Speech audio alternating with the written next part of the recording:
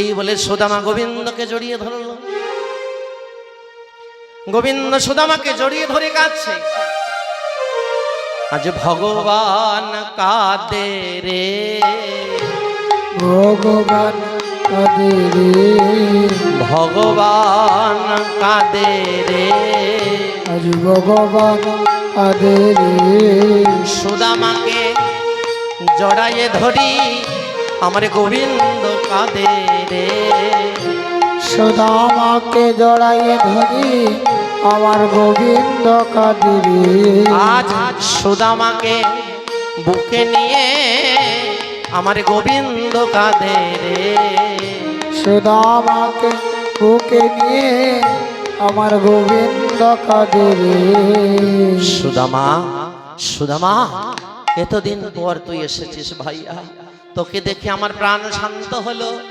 ভাইয়া তুই কেমন আছিস? ও ভাইয়া বল, তুই কুশল আছিস তো?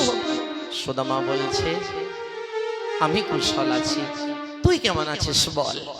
গোবিন্দ বললেন আমিও ভালো আছি, চল এতদিন পর তুই আমার কাছে এসেছিস সখা, চল চল চল আমার রাজমহলে চল। এই বলে ভগবান সুদামাকে রাজপ্রাসাদে নিয়ে গেলেন। রানীগণ পুষ্প পরিশন করছে। সুদামাকে নিয়ে গোবিন্দ কোথায় বসালেন? বলি পর্যঙ্কে তুলিয়া হরি ব্রাহ্মণে বসাই, পর্যঙ্কে তুলিয়া হরি ব্রাহ্মণে বসাই, বলি ধূপ দীপ গন্ধ পুষ্পে পূজে যদুরায়, ধূপদীপ গন্ধ নিয়ে পূজা যতুরায়। সুদামাকে বসালেন রত্ন সিংহাসনে, বসিয়ে চরণ ধৌত করবেন। যখনই চরণে জল ঢালতে গেলেন, দেখলেন সারা চরণে কত আঘাত, কত আঘাত সুদামার চরণে। ভক্তের চরণে আঘাত দেখে ভগবানের দুটি নয়ন জল ঝরতে লাগলো। ভগবান দুটি নয়ন জলে, দুটি নয়নের জলে সুদামার চরণ ধুইয়ে দিলেন। আর সুদামার চরণ গোবিন্দ ভক্তকে ধারণ করলেন।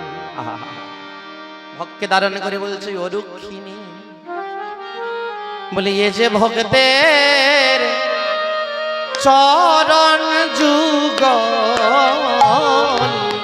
এ যে ভক্তের চরণ যুগল, এ যে ভক্তের চরণ যুগল, এ যে ভক্তের চরণ যুগল।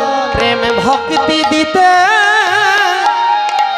ধরে মহা আবল, এ যে ভক্তের চরণ জল, প্রেম ভক্তি দিতে ধরে মহাবল, এ যে ভক্ত চরণে জল।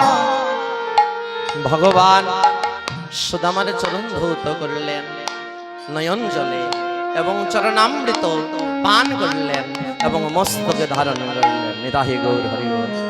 আজ ভগবান জগৎকে শিক্ষা দিচ্ছেন, হে জগতের জীব, ভক্ত চরণামৃত, ভক্তের উচ্ছিষ্ট প্রসাদ এবং ভক্তের পদধূলি, এই তিন মহাবল গোবিন্দ ভগবান সুদামার চরণামৃত পান করলেন এবং মস্তকে ধারণ করলেন। নিতাই গৌর হরি গৌর। এবং